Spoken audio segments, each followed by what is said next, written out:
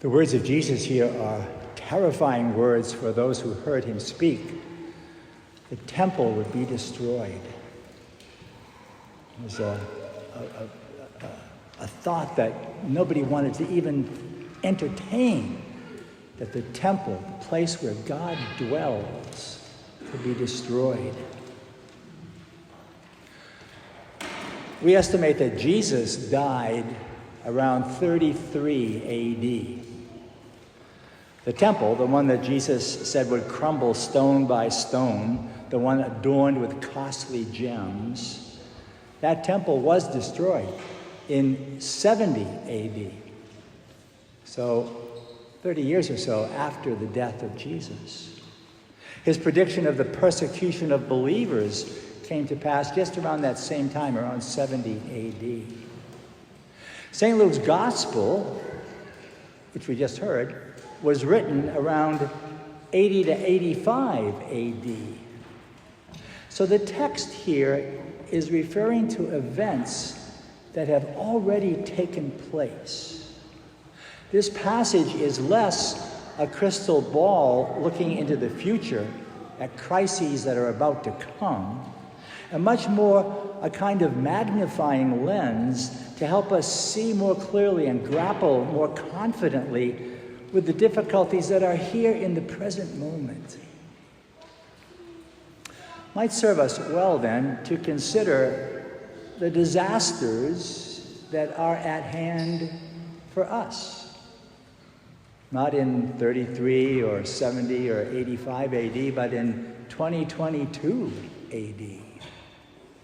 Even 2,000 years after Jesus spoke of wars, insurrections, earthquakes, famines, and plagues, all those are still with us. You have only to read the headlines.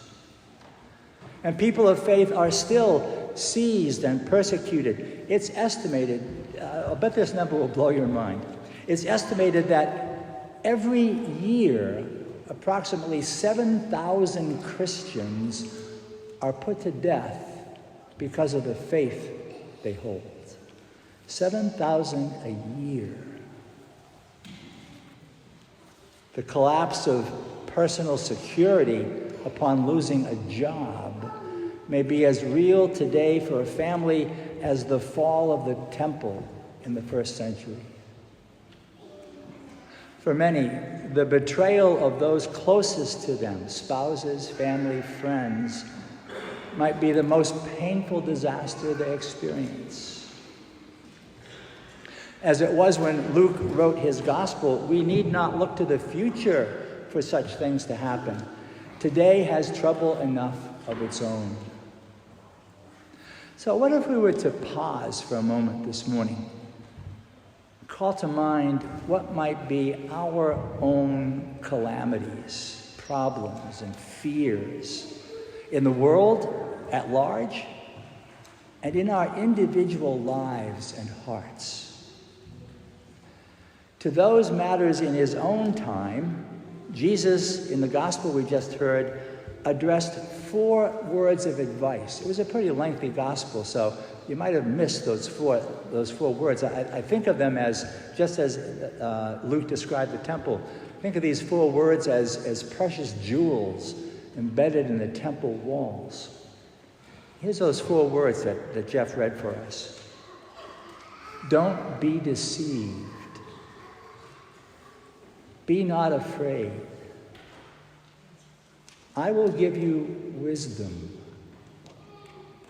By your perseverance, you will secure your lives. Let's take a look at those. In whatever confusion or conflict, whatever depression or disaster we might find ourselves this morning, Jesus tells us, don't be deceived. Many will come promising what only I can give you. You'll be tempted to think that I've abandoned you or forgotten you, left you behind. You'll wonder what you did to deserve such suffering in your life. But don't be deceived. I am never the source of your suffering. I came only to give you healing and strength and mercy I came to be with you, to take your hand, and to lead you through the darkest of your days. And to us, in our fear this morning, Jesus says, don't be terrified. Don't be afraid. There's nothing you can face there's nothing you can't face if you stand by my side. And I will stand by you in everything that comes your way. I'll be your courage when you are frightened. I'll be your strength when yours is depleted. I'll be your guide when you're lost. I'll be your guard when you're all alone. And in our confusion, whatever confusion is in your mind and my mind this morning, Jesus speaks these words, I will give you wisdom. When you're confounded and conflicted, I'll give you my counsel. When you can't decide what's right or wrong, I'll lead you to the truth. When nothing seems to make sense anymore, when everything's too complex, come to me, come to my heart, and find there mercy, peace, a place to rest, wisdom for your troubles. And in our hopelessness this morning, Jesus wants to pull us aside and say, by your perseverance, you will secure your life. You're never going it all alone. I'm always by your side. When you run out of hope for tomorrow, trust in me today. When the future seems impossible, trust that it's in my hands. Put your hand in mine, and together we'll make our way, one day at a time, 1 hour at a time, 1 moment at a time. Stay with me, and I'll stay with you. By your perseverance, you will secure your life.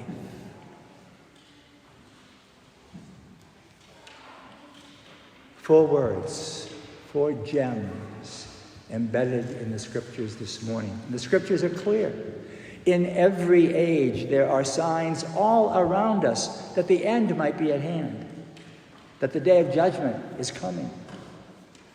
But for those who trust in the Lord, who live by his word, who trust in his mercy, the sun of justice will rise with healing in its rays.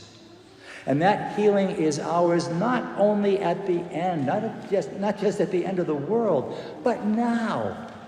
For those who listen to the Lord, who listen to his word and hear him say, don't be deceived. Be not afraid.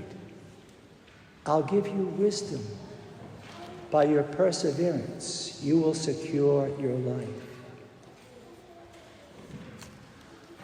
So let's take a little inventory before we go to the Lord's table this morning. What's going on in the world this week? What's happening in the world right around you?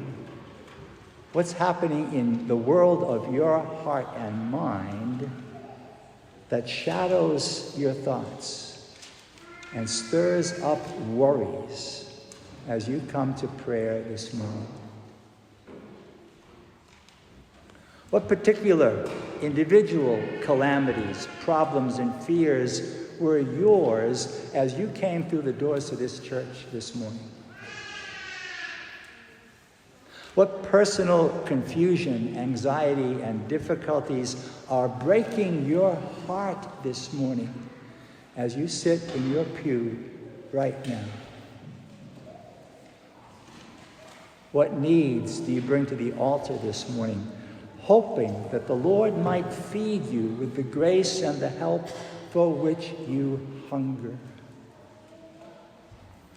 Whatever we're carrying in our hearts this morning, the Lord has 4 things to say to us. Don't be deceived. Listen to my word. Be not afraid. I'm with you in all things. I will give you wisdom. Trust in my truth. By your perseverance, you will secure your life. Be faithful in good times and in bad, for I am with you always and will never abandon you.